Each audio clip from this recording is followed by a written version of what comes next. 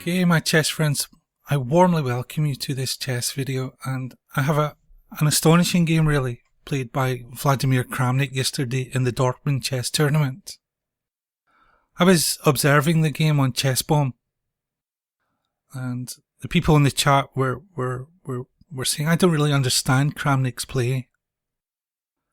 It's only afterwards, when you consider the moves that Kramnik played, that you realise what he is doing. He's simply very subtly improving the position of his pieces. And it's a very, very instructive game for this. Because normally for you and I at our level, we try to look for killer moves. Because we're used to practicing tactics. And sometimes these attacks work and sometimes they fail. But I think a much more subtle approach is to take this approach of simply trying to gain lots of little advantages, knowing that they will eventually accumulate in a big advantage. And this game here is a wonderful instructive example of that. So check it out with me. Begins e4, e5, knight f3, knight c6. We go into the Roy Lopez with bishop to b5. Of course, Vladimir Kramnik made the Berlin defence famous. But here, Hou Yifan, she goes in for a sideline, probably to try and avoid Kramnik's preparation. She plays queen to e2. We have bishop to c5, c3, double zeros. We have d3 and h6. Knight b to d2. d6, double zeros, and here is the first instance of Kramnik improving the position of his pieces slowly. He plays knight to e7, and he's preparing, of course, to bring the knight closer to the king side, improving its position. Hou Yifan played d4, and here Kramnik played an extraordinary move. He played a6. Now, when we were looking at this at the time, we're thinking, what on earth is Kramnik doing? He's doubling his own pawns and he's forfeiting up or giving up a pawn. But you will see why just after we look at the variation. We have d takes on c5, a takes on b5. Kramnik, of course, has now doubled pawns. We have c takes on d6, and queen takes on d6, and queen takes on b5. And Kramnik has given up a pawn. But look what he has got in return. This rook is now super active along the A file. The queen has improved her position. She's now centralised on D6 and she's now pretty much bossing the D file. An amazing move by Vladimir Kramnik. Okay, he had to give up material to do so, but his positional evaluation was such is that this development advantage and slowly improving his pieces was worth much more than the pawn. Wonderful positional evaluation by Vladimir Kramnik. So after we had queen takes on b5, Kramnik improved the position of his knight with knight to g6. Here Hou Yifan could have played, of course, knight to c4. She chose an equally plausible move, rook to e1, simply bolstering her centre.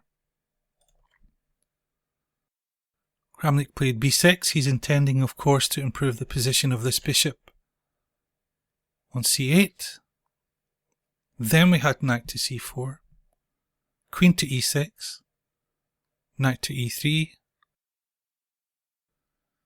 And here we were wondering, will Kramnik take this pawn here? It looks a little bit of a computerish line, because after Kramnik takes, it allows Hou Yifan to fork the rook and the knight. And of course she does this by playing queen to d5.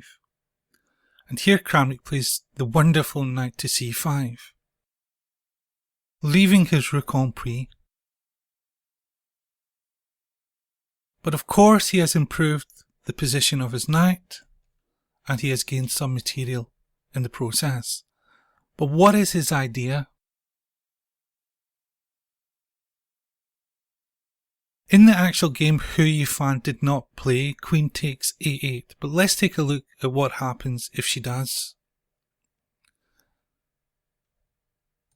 Queen takes on a8, bishop to b7, and the queen can try and run away, but she cannot avoid being exchanged. Rook to a8, queen to b4, rook to a4, queen b5. And the queen must give herself up for two rooks.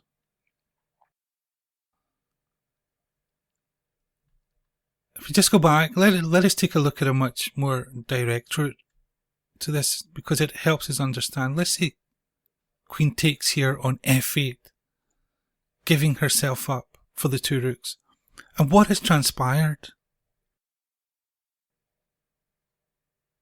Okay, Kramnik has lost two rooks for a queen, but look what he has gained. His bishop is now super active along this wonderful diagonal. And he's managed to exchange Hou Yifan's best piece, the queen that was on d5, centralised and powerful.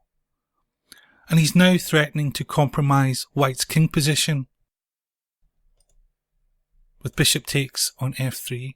The pawn will need to retake, and there will be a wonderful outpost here on f4. And if the queen ever comes to the g file, it'll be very, very difficult for White to defend this position. Oops. And this, of course, was Kramnik's idea when he played the wonderful knight to c5, prepared to give up the two rooks for the queen, but getting development and attacking potential in the process. Wonderful positional understanding. Okay, Hou Yifan, as we said, played b4 in the game. Kramnik's improved the position of his bishop. We have a queen exchange. Knight to f5. Kramnik puts his rook on the open file. e4. Hou Yifan is trying to improve the position of her rook by creating an open file for it.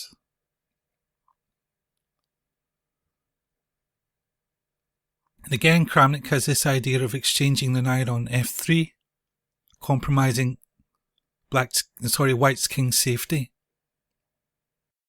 Hou Yifan interposes her bishop, but she's forced to give up material for it. a5, takes, takes, takes, takes, takes. And this is Kramnik's idea. Of course, threatening, of course, to fork by taking on f3. King is forced to move.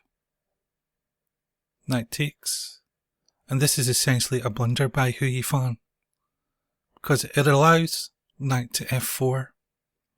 And Kramnik, of course, has the threat of mating on b1. And simply, if Hou Yifan takes the knight, well, this rook here will simply hoover up all these weak pawns. And Kramnik, of course, has 4 excellent pawns on the king's side. Wonderful, wonderful game by Vladimir Kramnik. Simply helping his opponent to help him improve his pieces by laying these subtle positional traps and making sure that if he exchanges, the exchanges are beneficial to him. So try this technique, my chess friends, in your own games. Try to subtly improve the position of your pieces. Try and help your opponent help you improve the position of your pieces. And the accumulative effect will be that these little advantages will manifest themselves in a larger advantage. And the tactics will start to flow because you will have a superior position. So thank you very much, my chess friends, for taking the time to watch this chess video. I hope you enjoyed it, and I sincerely wish you well with your own chess. Take care, and goodbye. Finally, I can see you crystal clear. Go ahead and set me down this moldy old sheet bed. See how I leave with every piece of you. Don't underestimate the things that I will do. There's a fire starting in my heart, reaching a fever pitches, bring me out of the dark. The skies are